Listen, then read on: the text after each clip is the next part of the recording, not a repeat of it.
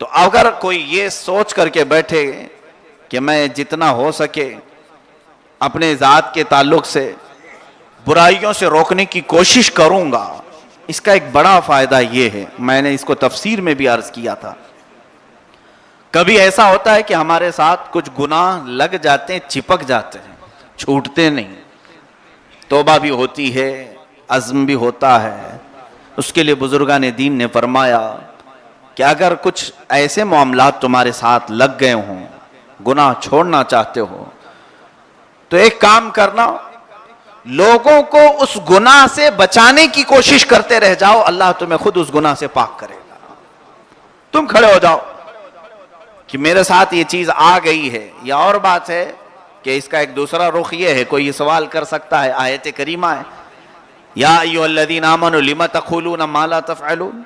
اے ایمان والو ایسے بات کا حکم کیوں دیتے ہو جو تم خود نہیں کرتے؟ یہ اپنی جگہ پر، لیکن یہاں تفسیر میں نیت کے اعتبار سے کہا گیا ہے کہ کبھی ایسا ہوتا ہے کہ بندہ خود عمل نہیں کر رہا ہے لیکن دوسروں کو اس سے روکنے کی کوشش کر رہا ہے، تو اس کی نیت یہ ہوگی کہ ان سب کو روکتے روکتے میں خود بھی رک جاؤں گا۔ اگر اس نیت سے وہ کہتا ہے، کرتا ہے، انشاءاللہ العزیز نماز آپ نے لوگوں کو بلانا شروع کیا، نماز پڑھ لو، خود کو پڑھنے کی برابر پابندی نہیں تھی، عادت نہیں تھی، دعوت دیتے دیتے ایک مقام ایسا آ جائے گا کہ مولا تمہیں خود اپنی نمازوں کا لطف پیدا کر دے گا، تمہیں پابند بنائے گا۔ ظاہر سی بات ہے کہ دنیا میں ہم دیکھتے ہیں، مثال میں صرف آپ کے ذہن کو قریب کرنے کے لیے، اگر میری کوئی ایسی کمپنی ہے جس میں نے آپ کو اپوائنٹ نہیں کیا ہے، لیکن آپ میری کمپنی کے پروڈکٹس لوگوں تک پھیلانے کی بار بار کوشش کر رہے ہیں، لوگوں کو لا رہے ہیں، کیا میرے دل میں یہ بات نہیں آئے گی کہ یہ میری کمپنی میں کام بھی نہیں کرتا، کبھی آتا بھی نہیں ہے، ملتا بھی نہیں، لیکن پھر بھی لوگوں کو میری بنائی ہوئی چیزیں متعارف کراتا ہے؟ میرے دل میں تھوڑی بہت تو اس کے خالص محبت آئے گی، میں بلاؤں گا اور بات چیت بھی کروں گا۔ اب تک کبھی میں نے تجھ سے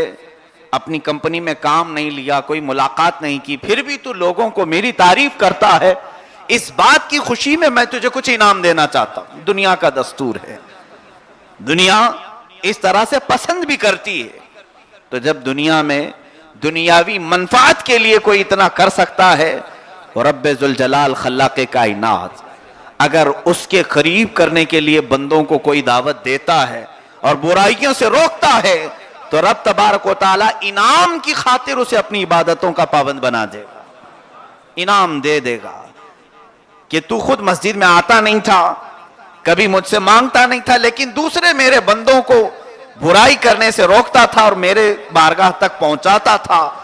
تو اس کام کے عوض تجھے انعام دیا جا رہا ہے۔